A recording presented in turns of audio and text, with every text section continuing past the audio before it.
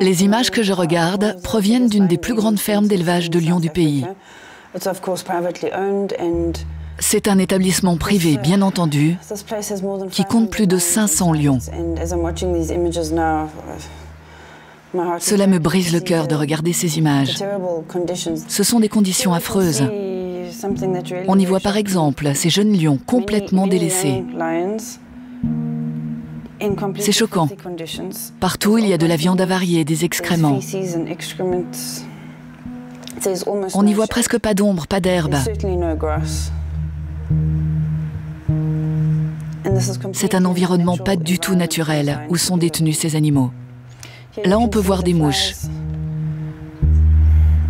Vous constatez aussi l'absence d'ombre, là derrière. La dame de la ferme nous a appris que des chasseurs de trophées avaient déjà réservé ces lions. Ces images me rendent furieuse et vraiment triste.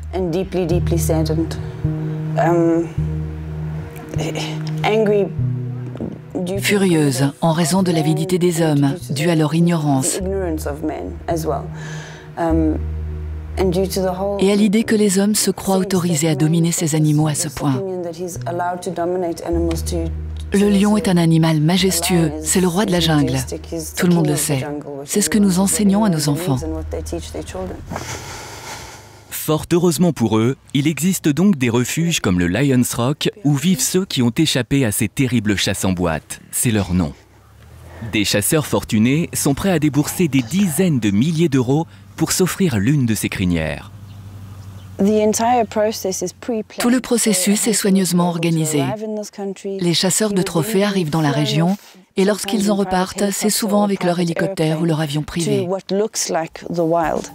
Ça n'a rien d'une aventure. C'est ce qu'ils appellent une réserve de chasse, c'est-à-dire un terrain privé et délimité. Le lion est transporté jusqu'ici. Parfois, il est souvent sorti de sa cage la veille et il est sous sédatif afin qu'il ne parte pas trop loin.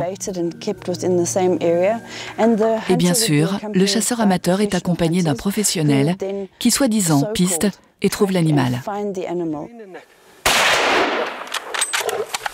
Et le roi des animaux n'est pas abattu d'un coup. Non, ces apprentis chasseurs s'acharnent.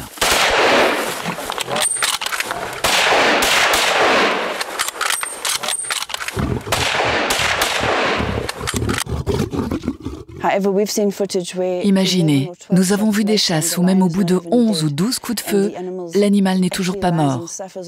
Il souffre longuement avant que les chasseurs ne l'achèvent et se congratulent. Pour nous, c'est complètement inacceptable.